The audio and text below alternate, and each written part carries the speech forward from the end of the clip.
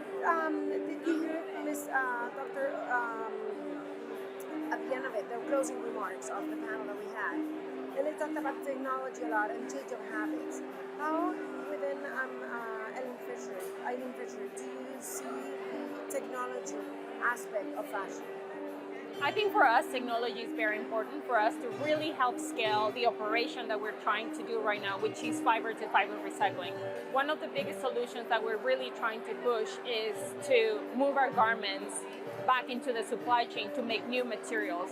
So right now, because of the nature of our natural fibers, there's technology that can allow us to put them back into the system, but we still have a chunk of inventory that includes a lot of blended materials where there's not a lot of technology to really separate those materials and use them back to make new garments. So I think for us, technology is so important to help us divert those materials back into the supply chain.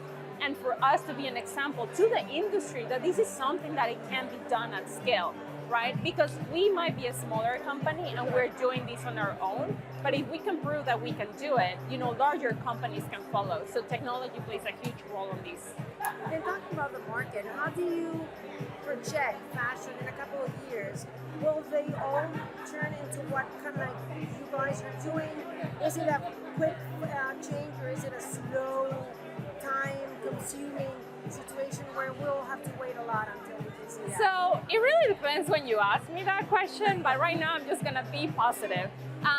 I wish it was going faster, right? But I think what I'm seeing is that, again, what we are doing works for our business model, works because the materials that we use, they're mostly natural fibers, right? Our model might be not replicable for every other company because every business is different. Every business has different materials and priorities and values. But for us, it works. But again, if we show that we can do it internally at our scale, right, and we're investing our dollar monies back into the business for these, then I think that can be a proof to another. It's like Patagonia was saying, right?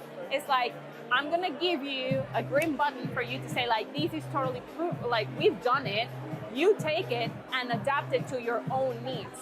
So again, I think we're just a model for others to follow and tweak it accordingly. And I hope it gets faster, but I think it will require a lot of investment in technology and infrastructure needed to really scale this operation. And also commitment from brands to support those new materials, to be able to scale this operation and get.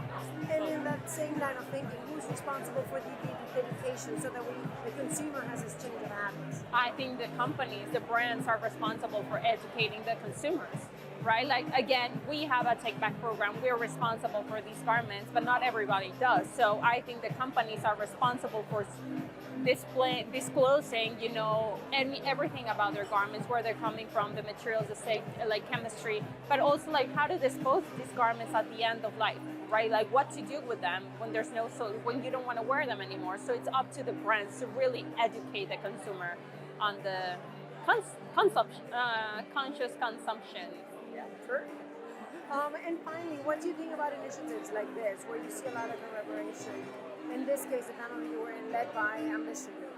Yeah, I think it's very important to have these type of platforms to really educate amongst ourselves, right? We need the financial, the investment sector to really collaborate with the fashion brands and the business and the vendor providers we have here. We have brands, we have vendors, and we have the investment sector all coming together because we need to learn from each other. Where are the gaps? Where the investment is needed? And, what do we need to scale that operation? So, yeah, I think it's important.